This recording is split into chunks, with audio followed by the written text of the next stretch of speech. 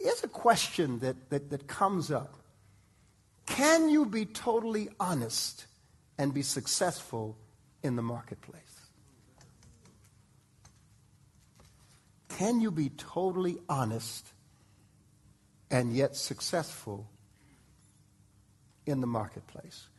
Now, of course, people who don't subscribe to the Lord, who don't subscribe to our value system will say, no, you can't.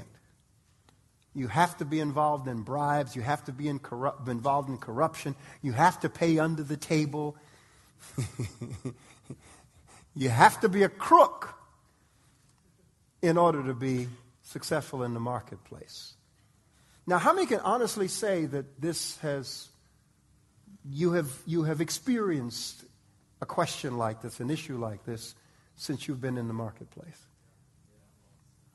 Oh, it only happens in America. Oh, man. Where there's a conflict of values, and you're put in a situation where you have an opportunity for a deal, all right? But somewhere in the mix, they want you to lie. Now, this is a dilemma that I had to think about. And I came across a story, because my value is that not honesty is the best policy. Honesty is the only policy. Because if you say it's the best, it means you have a choice. But when you say it's the only policy, it means you don't have a choice. You're going to be honest all the time, all right? And because you value integrity, no matter what the price is, you're going to be honest. Now, let me give you some real practical stuff that goes on in the marketplace. Let me give you a story. Let me share a story. There was a woman named Rahab in the Bible. You've heard of her? All right. She was a prostitute. And she lived on the wall of the city of Jericho. And God had promised that Israel, under the leadership of Joshua, will ultimately take Jericho. Jericho was nervous because they heard about the God of Israel and the incredible things that he's done, and his power and all of that. So the king of Jericho was terrified. People of Jericho was terrified. This prostitute heard about it. So Joshua sends 2 spies to go to the city to check out the condition of things. And these 2 spies come to this house of this woman who's a prostitute named Rahab. And the presence of the spies immediately indicates that Israel is about to make a move on Jericho. And Rahab is concerned about her own safety. So she looks to make a deal because she believes what she's heard about this God of Israel, of the Israelites. So she says, look, I heard about what your God did to certain kings, how he crushed their kingdoms. Word has gotten around, and I'm going to tell you, everybody in the city is terrified. So she makes a deal for her own safety. She says, look, I want to make a deal with you. If I help you, will you look out for me when the assault takes place? And they basically said, yeah, we'll help you. So here's what happens. Interesting scenario. All right. Word gets out that these 2 spies are there. So she takes them up to the roof and she hides them. And then the men of Jericho, the military of Jericho, come to her house and they say, look, we heard that 2 men came to your house and we want to know where they are. Now here's the dilemma. Here's the moral dilemma that I talk about, integrity and honesty. All right? Rahab says, actually, I don't know where they are. In fact, they came and then they went off in a certain direction. And the military, the guys from Jericho said, oh, they believed her, all right, and they turned and went off looking for these 2 spies. But the whole time, she had them hidden on a roof. Now, here's a problem. She lied. How do we reconcile a person lying and yet serving the efforts of God? That's a dilemma. I remember one principle that I heard, and the principle was that no lie ever serves the kingdom of God. And I had to think that through, and I had to say, well, wait a minute. That's not true. There have been quite a few lies through the Bible. And then I started associating names. Abraham, the father of faith who lied. So, and listen, we've got to be honest as Christians. And when we read something in the Bible, we can't try to gloss it over and rearrange it. It is what it is. It says what it says. So here this woman, in service of God, she lies, boldly lies. How do I reconcile that? Well, I had to reason this through. And I said, okay. Well, number one, the men, the spies, as it appears, okay, the spies maintained their integrity. And the person who lied, okay, was a person on the outside who heard about this God Yahweh, but was not in relationship with this God Yahweh. So she had certain values that were not the same as these individuals' values that they got from Yahweh.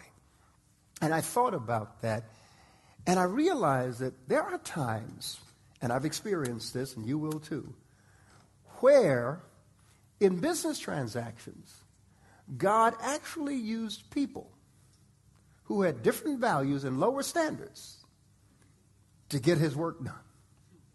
Now that may say, wait a minute. Come on, let's be honest here. All right? I'll give you two illustrations, okay? When we were bidding on this housing development, and we bid again below $1 billion, but our bid was accepted, everyone had their part to play. So we had a team, we had the equity partners, we had the development partners, we had the government and the community. That was my responsibility, to use my influence with government and the community in order to make this deal go through. So I remember when the equity partners were about to meet, and they said to me, they said, Reverend, we don't think you should be in this meeting. Said, because we've got to roll up our sleeves and go to work in order to get the underwriting that we're going to need for this project. I said, well, what do you mean I don't need to be there? They said, you really don't need to be there, Reverend. So the lights went on. I said, oh, okay. I won't be there. So whatever went on in that meeting, I didn't want to know about it. I didn't want to be a part of it. But I knew that there would be things going on in that meeting that were inconsistent with my integrity and my standards. So I allowed my partners to protect me from what they were about to engage in. Now, what did they do? I don't know. But when they came out of that meeting, we had the financing we needed. And I said, hallelujah.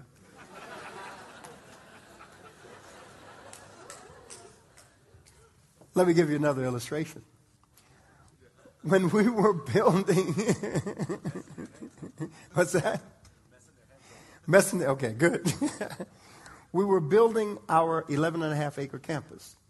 Now, in New York City, concrete, steel construction has been for decades owned by one family.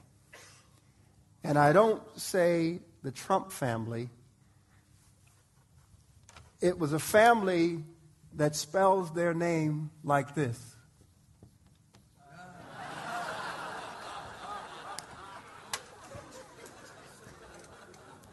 You know what family I'm talking about.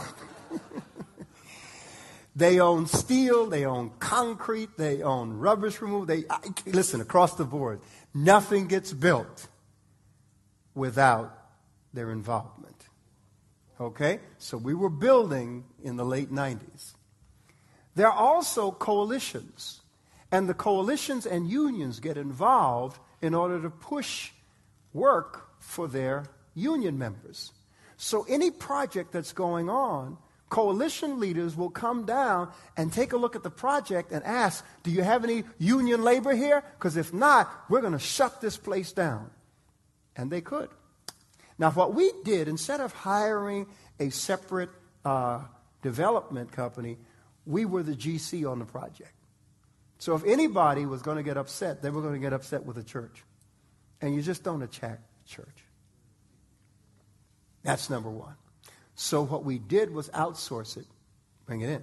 So when we went to purchase steel, in order to do the steel work, all right, we had to deal with a company that happened to be a part of this family. So in sitting down and talking with the head of the company, they said, well, you know, our family does concrete, our family does, fencing, and they told me all the services provided by their family. I said, but look, in order for me to do this project fairly, I have to bid it out.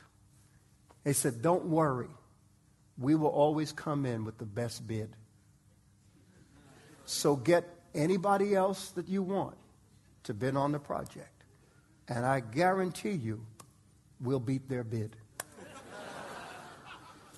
So we had two other bids, and we had their bid.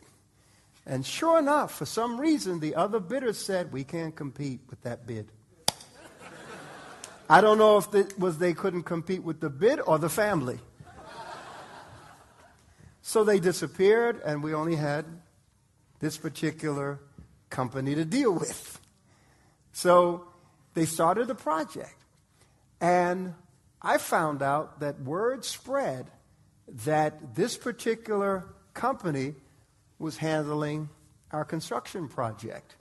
And as a result, for some reason, we had no union problems. We had no coalition problems. No community problems. No government problems. The project went pretty smooth.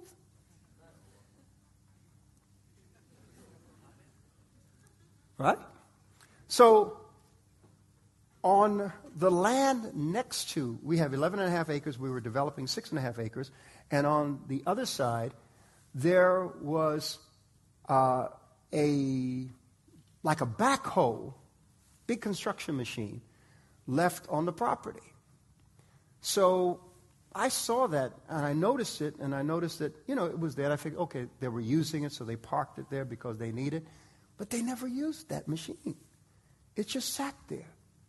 So I said, okay, maybe they're going to use it for something after. But throughout the whole project, that machine just sat on the property next door to the property we were developing.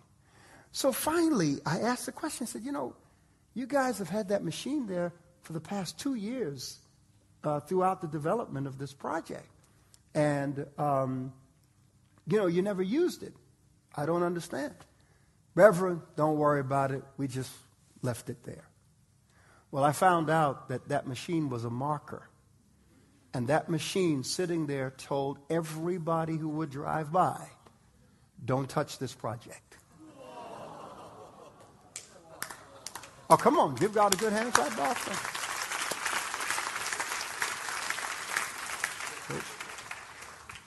So the project was under the protection and development of this particular family. Got it? So there are times as we engage the marketplace, God brings people to us who are not of the same values and integrity, who end up accomplishing things on our behalf without us having to compromise our own integrity. It doesn't mean you go out looking for corrupt people to do your work. Don't think that that's what I'm saying. There's a difference when God gives you favor and sends someone as opposed to you calling up, oh, okay, give me the most corrupt individual you can find. No, because then you become accessory to the fact. All right?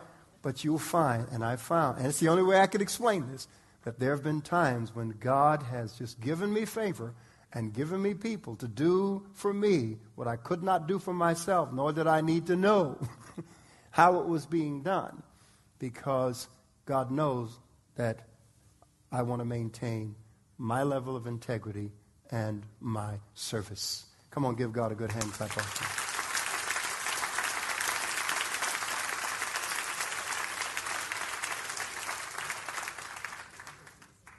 Now, Joseph experienced false accusation. Let me just say something to you about false accusation. Number one, sometimes what appears to be a demotion is actually a promotion. Sometimes what appears to be a demotion is actually a promotion. Sometimes God humbles us in order to exalt us.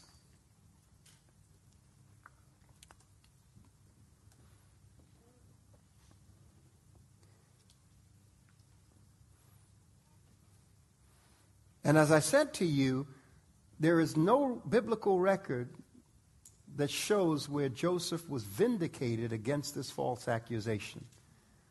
But let me give you some principles that I've learned over the years, because I've gone through false accusation about things, and the Lord has told me in one very critical situation, just hold your peace. Just be quiet, and I'll take care of this. And I held my peace.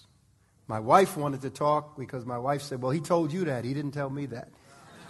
She wanted to talk. I said, no, you're under my covering. Let me give you a principle that I've observed over 31 years, okay? False accusation is the last stage before supernatural promotion. False accusation is the last stage before supernatural promotion.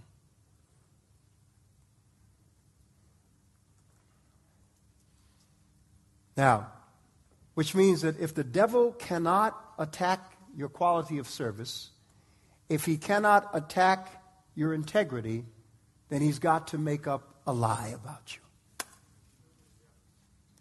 And when he's got to go that far, that is the last stage before promotion. So you shouldn't get angry and upset. You should do exactly like Joseph. What do? Continue the quality of service and continue to walk in integrity.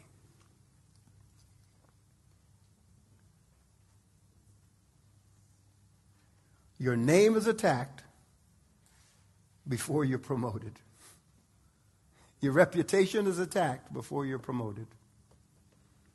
And if you could stand the attack on your reputation because you've built the character that you need, then you'll experience the next level of promotion.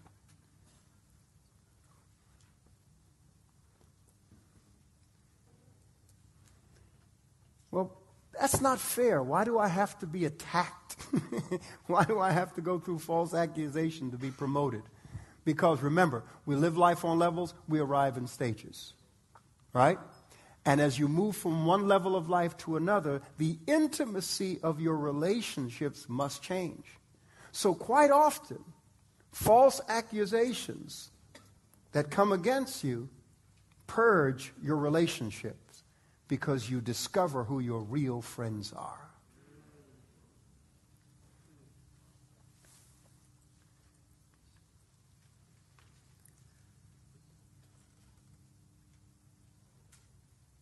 And believe me, when you're promoted, you want to take your real friends with you. Not the ones who pretend to be your friends. You really find out who your friends are.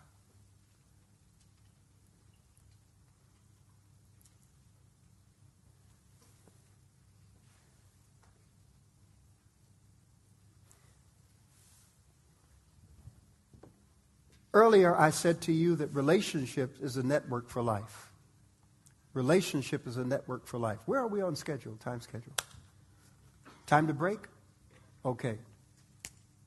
Okay, let me see. I was going to talk about when wrong people are in your life and how it affects you, and how it affects you, and how it affects you.